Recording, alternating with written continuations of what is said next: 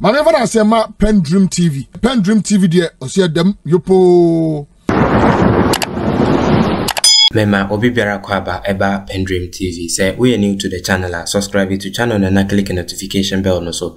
Like jumadi na share ma afo front so ensa enkebi. Na say ye nyina yebeka ya professor bia ofri Kenya. Aye friend of Professor PLO Lumumba obepiem ewo Ghana Atamels commemorative lecture ewo KNUST. Na ode ensembe tuja a trendy year ewo Ghana ha ema essentially the foundation of MPP. And then we reacted to coup ahodo ekoso ewo Africa. Na Professor PLO Lumumba say African leaders and as a presidents in Africa, they are abusing democracy. Na Professor PLO Lumumba acheche nense munientia oka sansem no. Mepeso bekame na yakotie ensema Professor PLO Lumumba eka. Na sa utie ne message ni ya indirectly no, it is somehow connected with this current MPP government. These countries need to be decolonized. Are you therefore suggesting that one way or the other you support the military interventions so that? Yes, I do. Okay. Yes, I do. And you know, there is this idea, and you remember the Malabo Declaration of 2022 by African heads of states in Equatorial Guinea against terrorism and unconstitutional changes of power. But when you look at the regimes that we are talking about in the countries that you've mentioned, they come into power through sham elections. Elections that are choreographed from France, elections that are won through rigging and bribery. So even their occupation of power itself is illegitimate. And some of them owe allegiance to Paris rather than to their people. And to the extent that the civilians cannot guarantee a change of government, what is wrong if our men and women in military intervene for a short time for the purpose of preparing us to go into a different phase where we can improve governance? And I'm very reluctant nowadays to use the word democracy, because democracy has been abused. Democracy is a word that is handed down to us by Europe and America and all these conceptual Western countries. And in their mind, it means periodic elections which they come and monitor and tell us that we have done a good job. And it means that we have political parties. And I think, as John Henry Clark once said, these governance systems that we inherited from our colonizers must now be re-examined. I think Africa must now ask itself, in different countries, what are the governance systems that we can come up with which respond to our unique circumstances? We've had series of these problems over and over again, and then ECOWAS comes in to say that they want to send military to Niger to be able to stop what is going on over there. To the best of your knowledge, as a huge opinion person in our continent, what do you think about that position of ECOWAS, led by Tinubu of Nigeria? You know, when I listen to the current chair of ECOWAS, President Tinubu of Nigeria, and the leaders threatening fire and brimstone, I sympathize with them. I sympathize with them because they are in effect just trying to protect their positions. ECOWAS must understand the circumstances that have led to the coups in Burkina. They must understand what has led to the changes in Niger. They must understand what led to the changes in Guinea and in Mali, and what will lead to changes in other countries. And having understood those circumstances, they should be very reluctant to say what they have said. And you can see how they have confused themselves because they don't understand the situation. At one time, the military heads were to meet in Accra, Ghana. At one time, they threatened intervention. If they threaten intervention to reinstate the Nigerian President Bazoum, the military leaders in that country said, we are going to kill him. And they would. Then who will they restore? ECOWAS must in the nature of circumstances, understand what is on the ground. And I'm very happy the way the Nigerians came out in the streets. I'm very happy the way the Burkinabe administration came out. I'm very happy the way the Malian administration came out and the Guineans said, you attack Niger and we are going to fight to the last man and woman.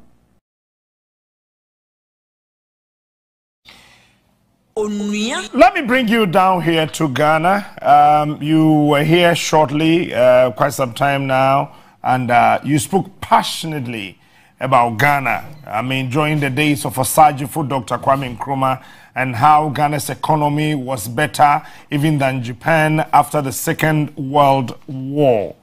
My question this morning to you about Ghana is, why are we here? How did we get here, Ghana? You know, the history of Ghana is known. You know, when I read the Osajifo dark days in Ghana when he was in Guinea-Conakry, and I can imagine his pain when he saw what he had initiated being torpedoed, the Akosombo Dam, his attempt at industrialization, all those. Then, of course, he was ostracized, as you know, with his books and speeches being banned. And what we now have is a Ghana which is punching below her weight like all African countries. And when I saw Ghana being praised by the IMF and World Bank, I said, oh, God save my Ghana.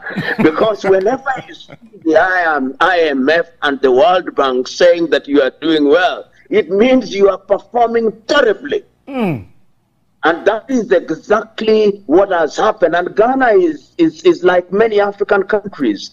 And Ghana has oil. One would have expected that that oil would be used to improve the quality of people's lives. And I hold the view that Ghana still has the intellectual wherewithal. If you look at the men and women in terms of human resource, and the greatest resource in any country is the human resource. Look at the human resource within Ghana. Look at the human resource outside of Ghana. You go to the United Kingdom, see the Ghanaian doctors. Go to the United States, see the Ghanaian engineers and doctors and other professionals. If we create a condition or conditions at home, they will come home and make Ghana great again. I believe that Ghana has the recipe for doing the right thing, but as long as the politics is not right, as long as you have individuals in political office who have arrogated to themselves the monopoly of wisdom, as long as you have individuals in office who are impervious to reason, as long as you have in office individuals who don't have their country, then the country does not realize her potential.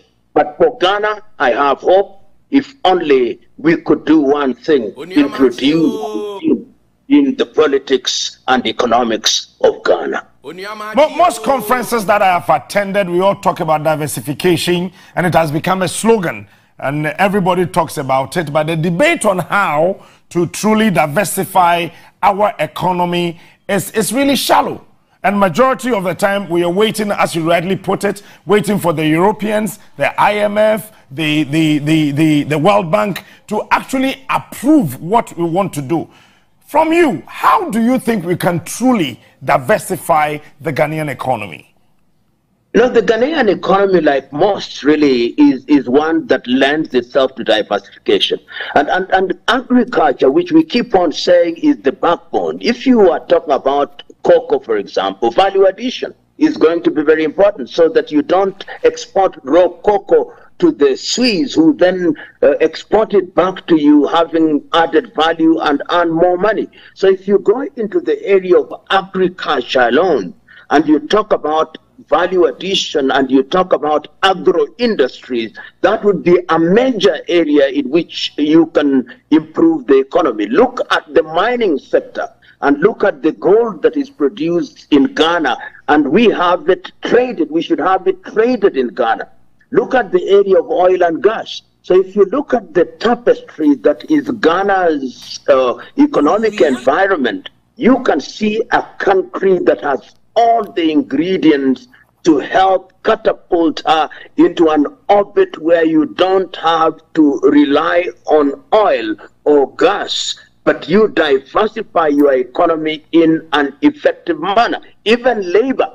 Look at Ghana now. You have a lot of Nigerians sending their children to Ghana for education now. That tells you something about the quality of education that you have in Ghana. So in a nutshell, one is saying that there is no shortage of intellectual firepower in Ghana, which is unleashed can catapult Ghana into a totally different orbit. And remember right now, when we talk about West Africa, the only country, just about the only country that we talk about with in confidence is Ghana. Because we hold the view that Ghana, looking at all factors, is the most stable. Nigeria, we are waiting for the outcome of the tribunal today, and we'll see what happens. So Ghana does have a historical role to play. Remember, Ghana is the headquarters of Pan-Africanism, and one would want to see a Ghana that plays that role. We used to say of Accra that Accra was the political Mecca of Africans, and we want it to be the economic Mecca of Africa, and that can only happen if Ghana does the right things politically and economically. In terms of human resource, I'm saying it again ad nauseum, they have it. It's our wish that really Ghana becomes the economic mecca of Africa. And this, you are talking about growth. And if you look at the recent growth in Africa, it did not actually correspond to the increase of job creation. And recent growth in Africa, if you look at South Africa in 2006, it was 57.8. And then the job creation was just about 30% below. Nigeria had 43.7% in 2006. Job creation as of that time was only 13%. And even in 2022, in Nigeria, they told the whole world that their growth was 63.4%. But job creation was 0.9. Ghana talked about 70% growth. At the end of the day, job creation was less than 1%. How do we improve the quality of growth and create jobs so that the ordinary youth here in Africa will be comfortable? You know, I'm never impressed by statistics because statistics can be massaged, and many times they are massaged. When you want to test statistics, go to the ground. And one of the things, if you listen to the Osagyefo in his early days, was to ensure that Ghana grows from the village. You create opportunities at the villages, and you ensure that there is productivity and production in those lower levels, which means that you've got to go into industrialization. And that is why electrification is very key, so that you reduce the cost of production. As it is now, the factory of many African countries is China. If you look at sectors such as the textile sector, for example, which if it was developed in Ghana would ensure that you start with growing cotton, so you are creating employment in the farms, then you are creating ginneries, then you are creating employment in the textile sector. If you looked at that chain, then you would be talking about creation of jobs. I'm just talking about the textile industry. If you looked at cocoa, for example, and you said we are dealing with the farmers, the extension farmers, then we go into the area of production of chocolate and other things, the jobs would be retained in Ghana. As it is now, the jobs that ought to be in Ghana are in Switzerland or in Belgium. If you look at gold or other minerals, if we were in an environment where we are producing gold bars and all these ornaments, we would be retaining those jobs in Ghana and indeed in many African countries. And the beauty of what I'm saying is that there are people whose minds are better than yours and mine in these areas who have written about them. The problem is only implementation. And what Europe and America have been doing over the years is to ensure that we remain the exporters of raw materials. And China has also joined them. There is this assumption on the part of Africans that China is our friend. China is not our friend. China is doing that which is in their best interest. Russia is also doing that which is in their best interest. Turkey is doing that which is in their best interest. We must define what is in our best interest so that we can have meaningful trade. And I'm therefore saying that we must ensure that we add value. Look at the entire pharmaceutical sector. I'm sure Ghana imports no less than 80% of the pharmaceutical products that it consumes. I've just seen that Ghana has come up with a vaccine for cholera. In a short while, you hear that it's SmithKline and Beecham which is producing that vaccine and not any Ghanaian company. So in a nutshell, one is saying we must style up. We must create an environment where we add value to all products, and then jobs will be created at home and will not be exported. Well, one of the things that I'd always wish to ask you, despite the Millennium Development Goals, whether it succeeded or otherwise, many Africans feel that our education and health systems are broken. My question is, what type and quality of human resource do we need to underpin our development aspirations? You know, our education system must be re-examined. Remember, the colonial education system was designed to produce individuals who would serve the colonial administration. I invite you to look at the founding documents of even the great Achimota College or King's College, Budo. And you will discover that those who conceived those institutions wanted to create an individual who would serve the colonial system. We did not change that fundamentally. So we must ask ourselves, what are we teaching our young men and women at Legon? What are we teaching our young men and women at Winneba? What are we teaching our young men and women at the Kwame Nkrumah University of Science and Technology? Is it relevant to the needs of Ghana?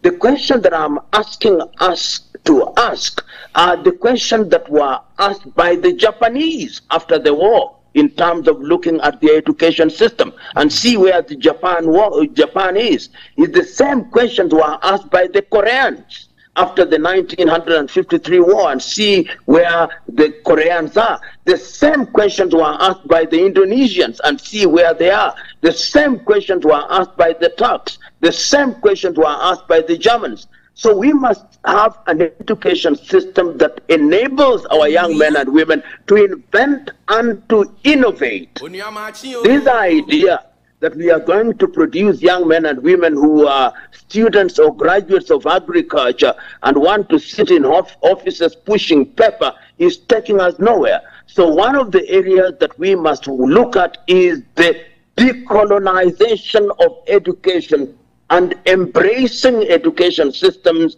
that are going to respond to our needs in science and technology. Remember, we are now talking about the 4th Industrial Revolution. We are talking about the 5th Industrial Revolution. But we are merely consumers of these things. So we must style up and look at education. We celebrate Google.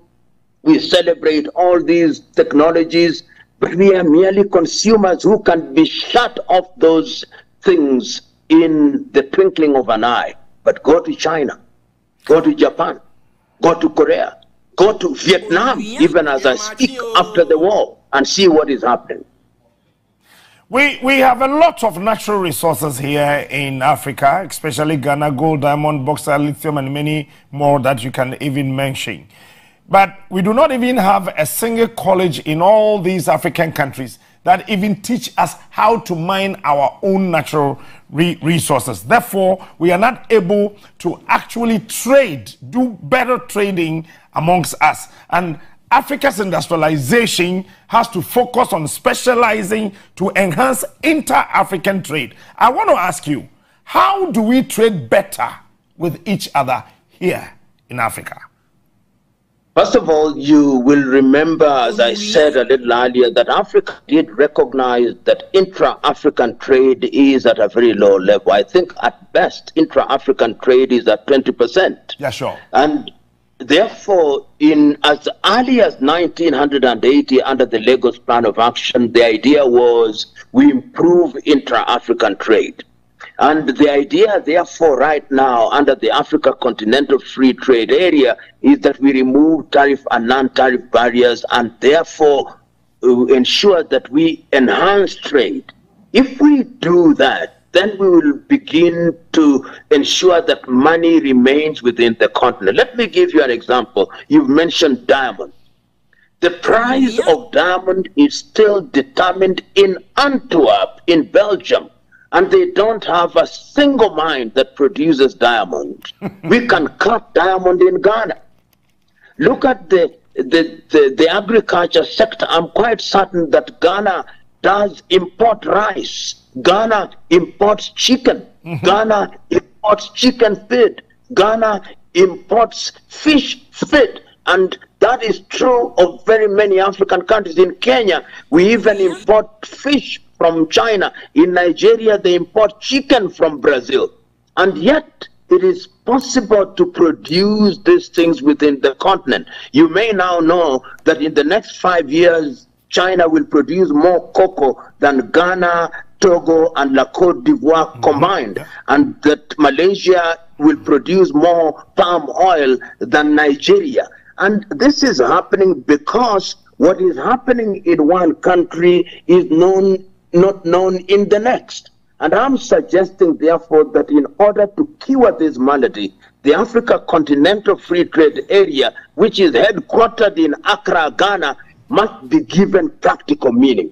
Let us remove tariff and non-tariff barriers. And in order to remove tariff and non-tariff barriers, we must also deal with peace and security. Because we must have trucks moving from Dakar in Senegal to Bangui in Central African Republic, or moving from Luanda in Angola to Douala in the Cameroon. So peace and security is going to be very critical in this regard. And then we must have bureaus of standardization that are going to recognize that if a standard has been approved, a product from Accra, Ghana will be acceptable for consumption in Eswatini, in Southern Africa, or in Lesotho. All these things can be done.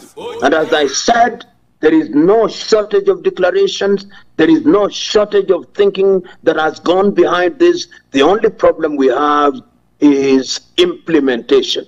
And even the universities that we have must now change the way they do things. We cannot have universities whose claim to fame is issuing certificates without engaging in productivity and having research institutions which are still dependent on donor funding. If we don't style up, we are still going to remain where we are. If you look at the trend, the modern day trends, you can talk about artificial intelligence, which is gradually creeping into the governance space, and digital currency. How can Africa take advantage of these two? Two things. First of all, I think that I'm beginning to see a movement in the right direction. Africans are beginning to have a conversation that we must embrace technology, because you cannot fight technology, and technology defies geography. And the only way in which we can take advantage of these technologies is by working as a team. And working as a team means, therefore, that within the West African region, we use the ECOWAS as the melting pot via which you can have all the countries engaging in exchanging technology and ensuring that you have a large consuming population, and ensuring that there is collaboration amongst universities in a manner that is going to ensure that artificial intelligence is attuned to the needs of the people in Western Africa. In Southern Africa, that can also be done through SADC. In Eastern Africa, that can also be done through the East African Community, and of course in Central Africa and in the Horn, it is done in the same way. Once we have all those things happening in those regions, then we can strongly and proudly say that it can be made continental. And if we make it continental with a population of 1.4 billion or thereabouts, then we are talking about a potential market which can consume this technology, because you need a market which will make the entire program and project economically viable. And I am of the view that this is the way in which we ought to be moving. I'm not very happy about the level of research. We do very little in terms of financing research, and many African universities are technically insolvent and therefore are not engaged in a useful manner in contributing to the economic development and even technological development in their own countries. But this can be cured. For example, if we said that each country pays into a pan-African kitty just 1% of their budget, not their GDP. You can imagine what would happen. Little Israel still contributes more in terms of patent registration in the world than the entire continent of Africa. We must dial up. You once said that the problem of Africa begins with the election of fools in office. And I've analyzed that statement carefully, that in relation to African Union and the European Union. Shortly, the whole European Union decided that we're going in for the euro. West Africa started ECO. Until today, we cannot boast of a single currency. When you move from Ghana to Nigeria, there's Naira. From Nigeria to South Africa, a different currency. From Ghana to Ivory Coast, a different currency. What do you think is the missing link? You know, and first of all, when we say we elect fools, we are not saying that the people are not intellectually endowed. A fool in this manner simply means individuals who, while knowing the right thing, choose to do the wrong thing and use their intellect for purposes of personal benefit rather than communal benefit. Okay. And you can see when the push came for the ECO, we allowed ourselves to be torpedoed by France. We now know, and it's in the public domain, that France was very afraid that the ECO would kill the CFA franc, and they used the Côte d'Ivoirians to water it down. But that is an excuse rather than a reason. Knowing as we do that these countries will not want us to unite, why can't we make a resolve to ensure that we have a currency? You have nearly over 14 countries in the ECOWAS region. If you had allowed the ECO to begin to operate, you can imagine what would have happened in terms of stabilizing the economies of that particular region.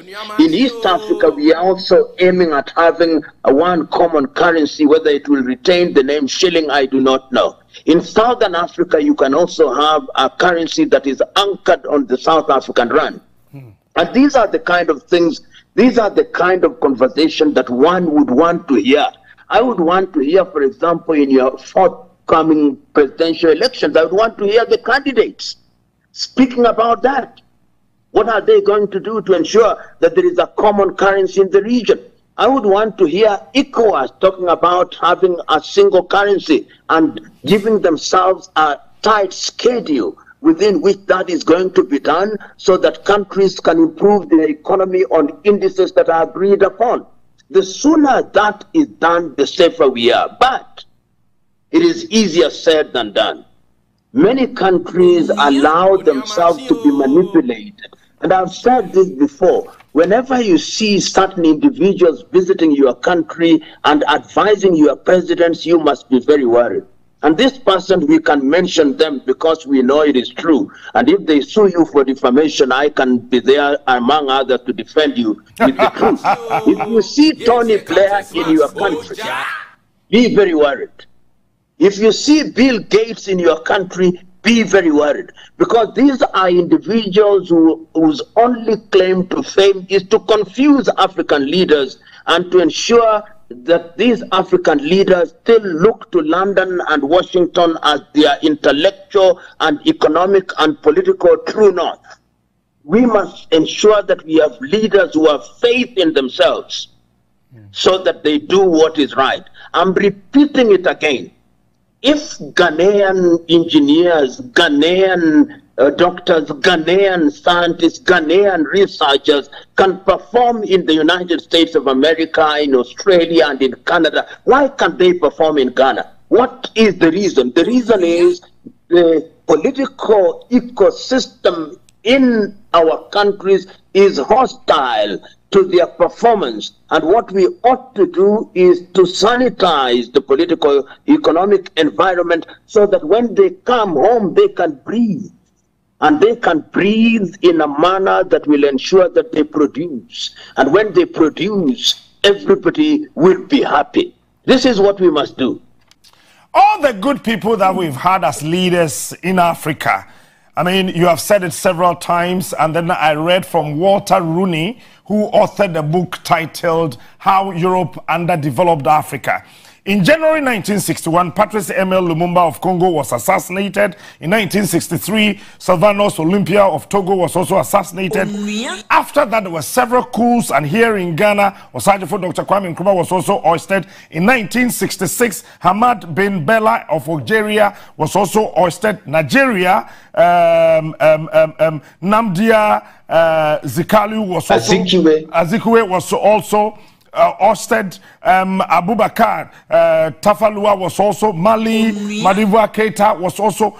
East Africa had their share in this whole thing. Uganda, Kenya, Tanzania, all in 1971. What is actually not right here on our continent? You know, what we must understand is that the European powers, whether it is France or Britain or Belgium or Italy, all these former colonizers were driven out of Africa wailing and kicking.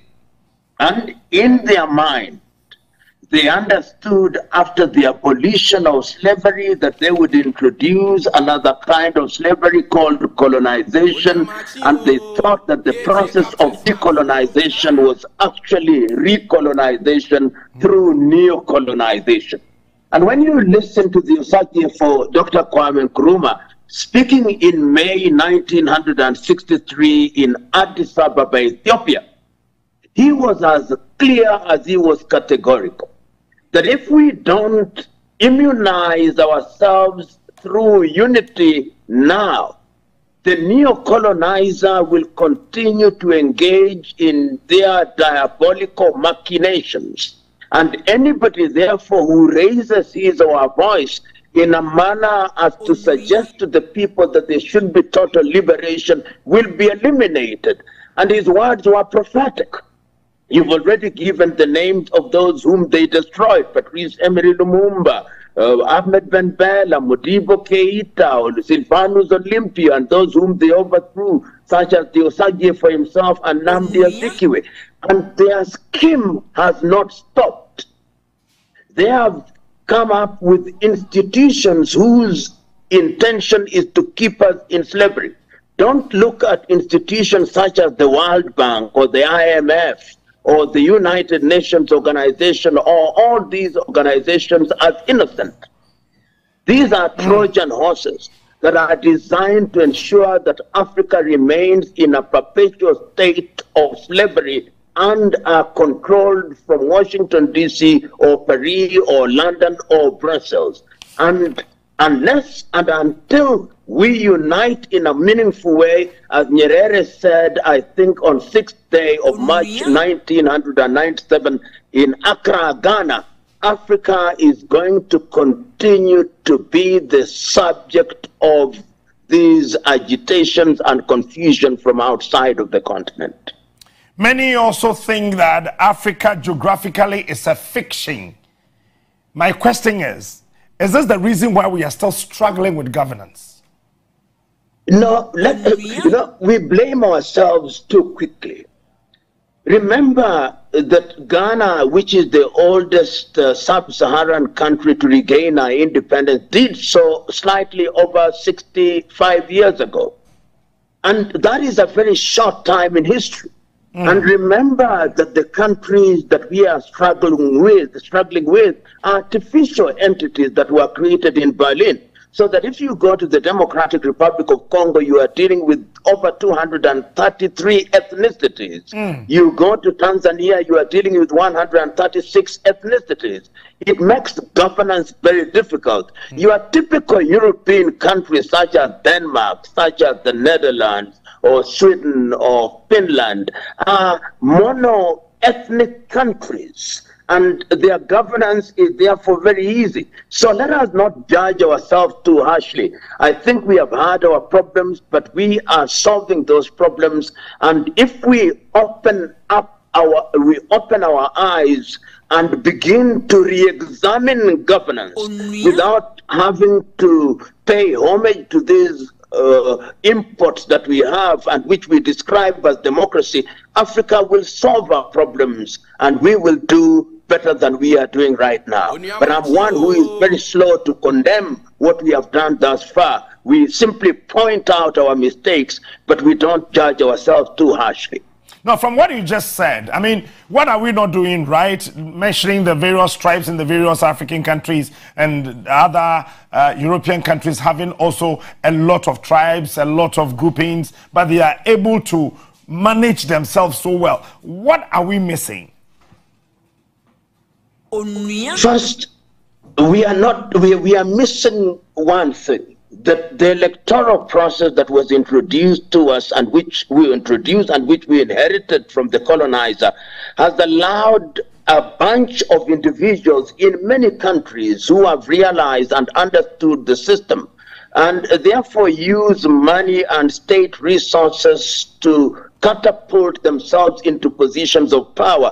And they abuse power, so that if you look across Africa, many of the men and women, particularly men that we have elected into office, if we have elected them at all, are individuals who have no interest of the people at heart. They are individuals who go into office for purposes of stealing on an industrial scale. They are the people who, when they occupy public office, have amnesia. They forget that they ought to serve. But if you look at Africa in the early days, the founding fathers in many African countries were very selfless individuals. Look at Osagie Kwame Nkrumah. Look at Julius Kambarage Nyerere. Look at Kenneth David Kaunda. Look at Samora Moises Machel. And you will, Mandela Nelson. And you will see that these were people who wanted to serve. Unfortunately, as I speak to you now, we have a crop of individuals who are not interested in their country and in their countries, and I'm very reluctant to call them leaders. They are just politicians who look to the next election. But these people are being supported and are being maintained by various constitutions across Africa. Here in Ghana, a lot of people are crying for constitutional amendments. Is it the problem of our constitution, or because we, the people, excuse my French, we are electing fools to lead us? You know, this idea, constitutions are good. In terms, amending constitutions is a good thing. But political bad manners will not be cured by amending constitutions. We must have a culture of respecting constitutions. We must eliminate impunity. We must have individuals punished when they behave in a manner that is inconsistent with the Constitution.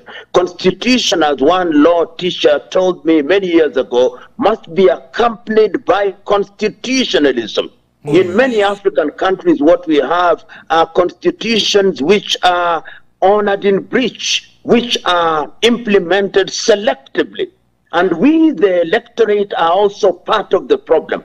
We allow ourselves to be manipulated through corruption. We allow ourselves to be manipulated when our ethnic instincts are invoked. And the net effect is that we pay the price for electing individuals who are atavistic ethnic chauvinists and who are corrupt to the bone.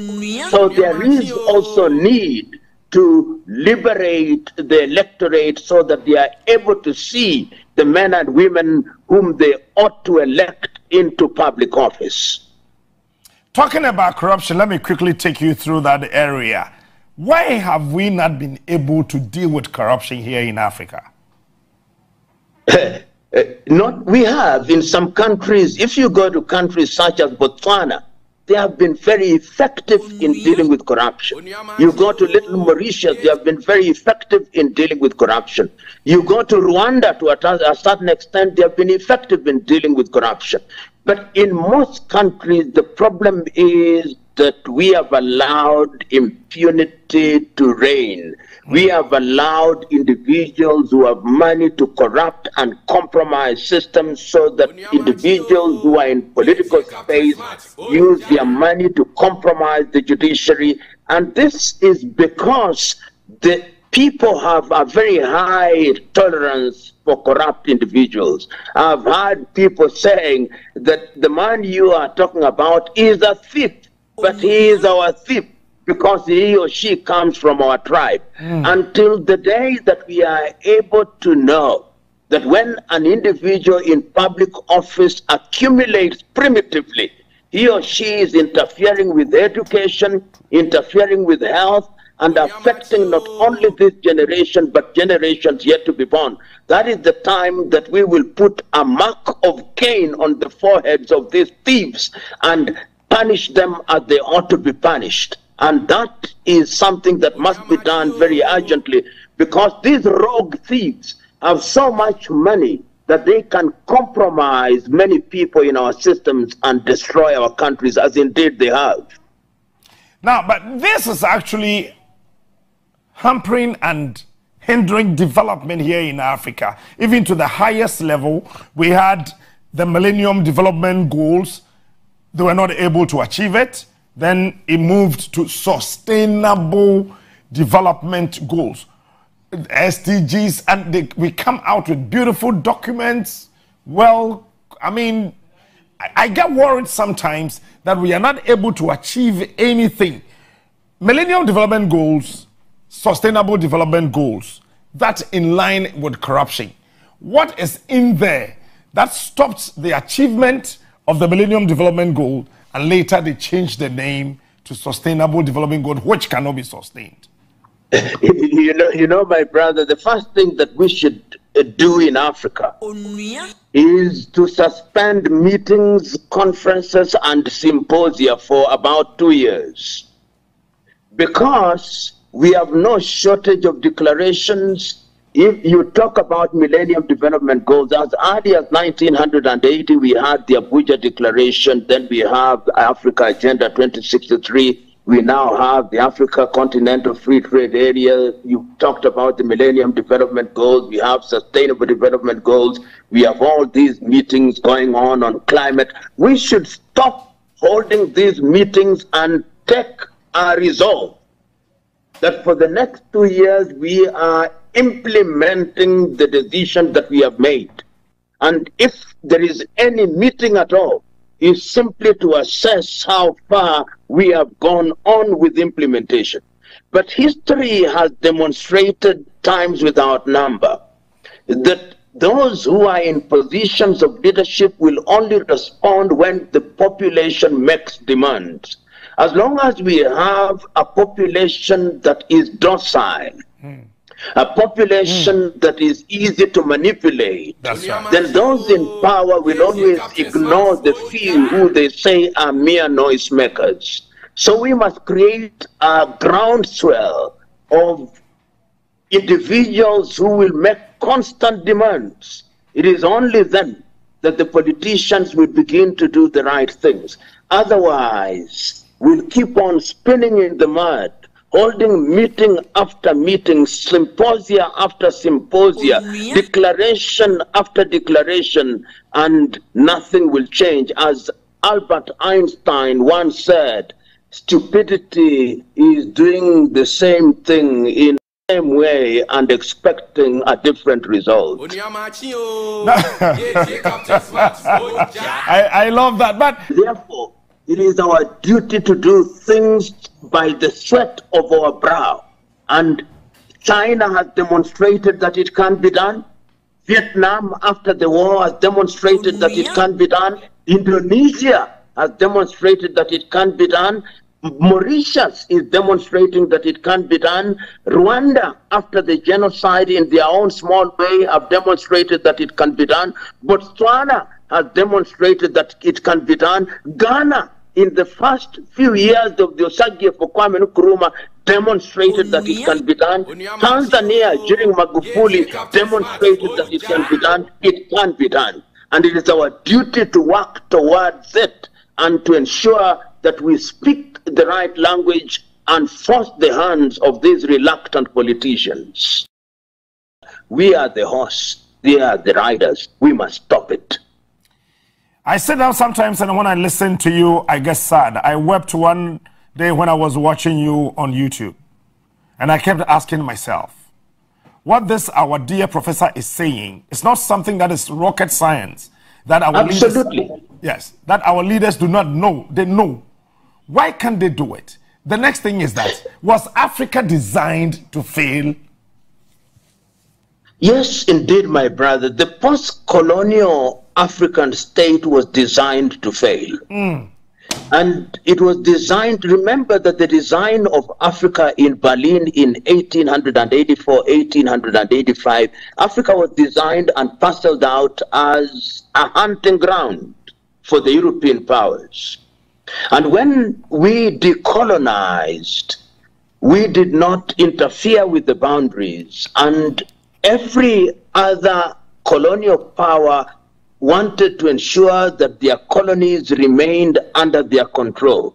That is why you see France has an organization called the Organization for French-Speaking Countries, and they keep it there in order to keep you on a short leash. That is how you have the Commonwealth of Independent Nations, whose leader is the British monarch. They want to keep the former British colonies under that tutelage. America, which was a former British colony, is not a part of the Commonwealth.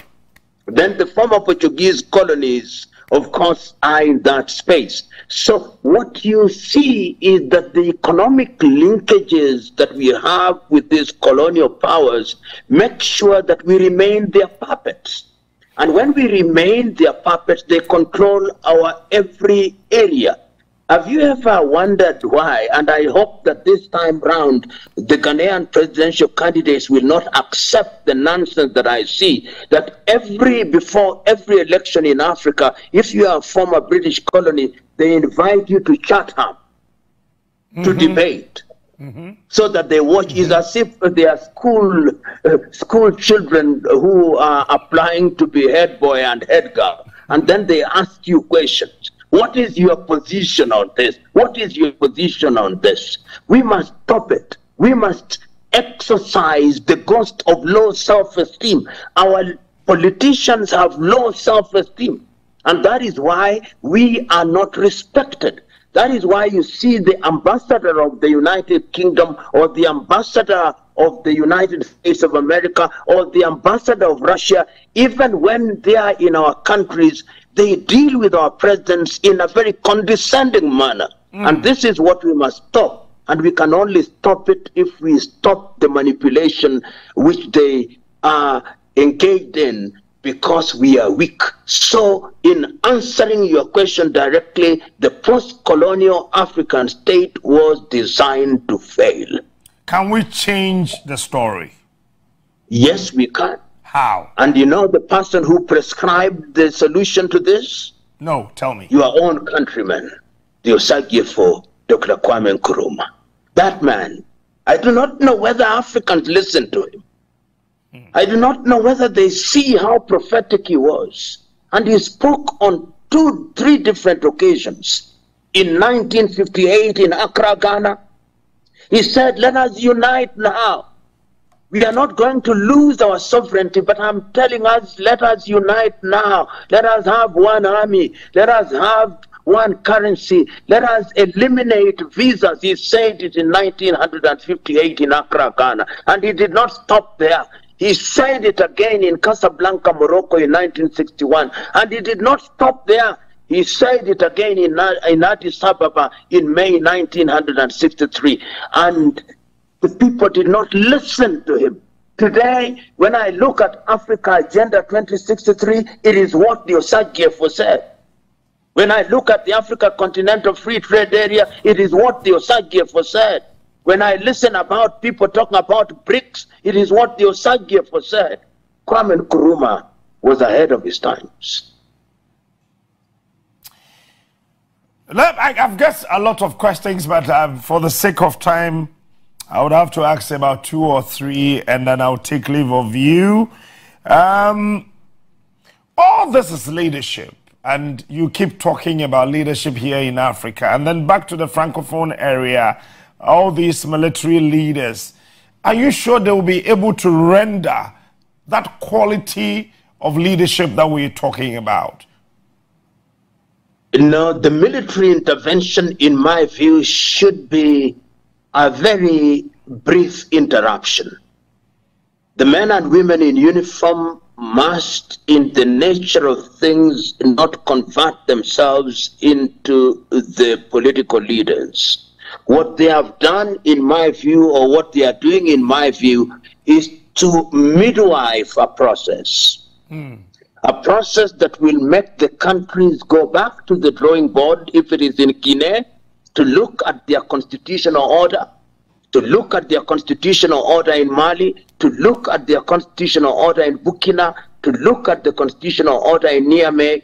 And I look forward to all these military leaders convening what I call an all-party meeting, a meeting of all Burkinabe, a meeting of all Nigerians, a meeting of all Guineans, a meeting of all Malians. And when I say all, I mean representatives, so that they are able to ask themselves, how do we want our country to be governed in the next 100 years?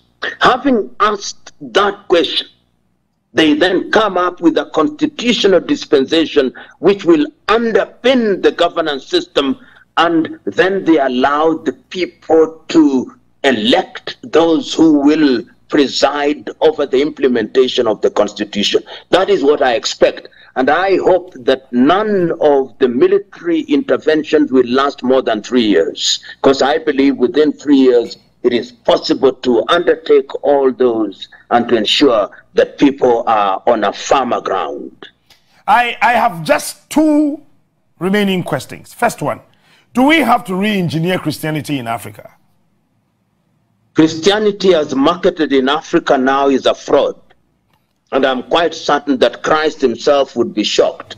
There is a book that I commend to anybody who normally poses that question. It is a book written by South Africa's Desmond Mpilo Tutu, God is Not a Christian. And you know, when I look at the Christian Bible, and I'll refer you to the Bible in Matthew chapter 14, verses 14, where it says that in these last days there will be many Christs who will claim that they are Christ, and they would confuse even the very elect. We now have no shortage of conmen and conwomen masquerading as Christians, calling themselves apostles and pastors and prophets. They are misleading many, and the sooner we ignore them, the safer we are. God will be happier with us.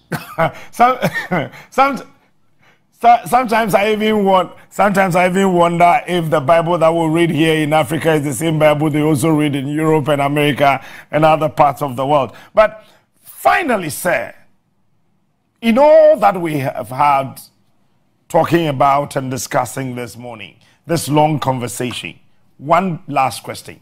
How do we make Africa great again?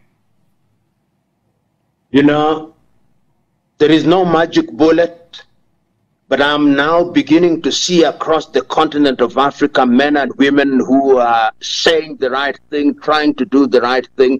The time for us is to combine our efforts. I think what is happening is that we are all in different corners of Africa saying the right thing, looking for the right thing, but we are not working in unison. What we must do, and some of us are already beginning to do this, is to convene one large meeting in Africa and of people of goodwill and ask ourselves these questions and begin to make pressure to bear on the political leadership. And I believe that if we do that in the next 1 or 2 years, then we'll begin to move Africa in the right direction. If you look at most African institutions now, they are weak. The African Union is weak. The leadership of the Africa Continental Free Trade Area must be strengthened. All these institutions must be populated by individuals who mean well. But individuals who mean well does not mean that they'll serve well. It is also important that we have a population that is vigilant, that ensures that people remain on the right path, because power corrupts. And if you are not kept on a short leash, even the best men and women can go astray. So the idea is to revisit what the Osagie for Kwame Nkrumah talked about, what Nyerere talked about, what Samora talked about. And I believe that an institution such as yours, the media is very powerful.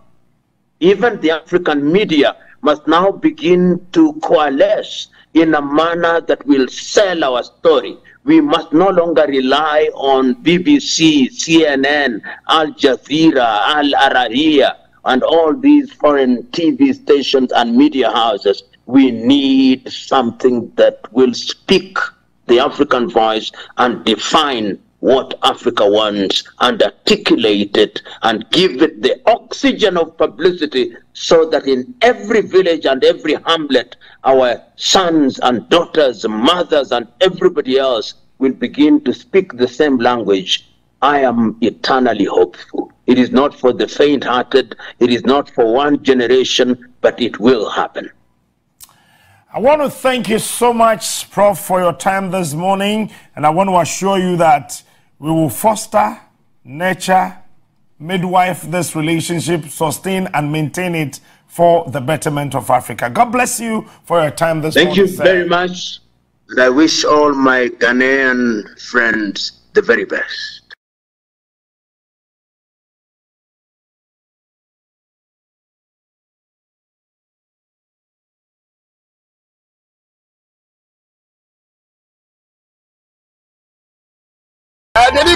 Mamena PENDREAM TV ase. Now, so far so good. Say open online portal e wo Ghana. Nipa share, nipa follow, nipa comment here. To my best of knowledge, without any biases, PENDREAM TV.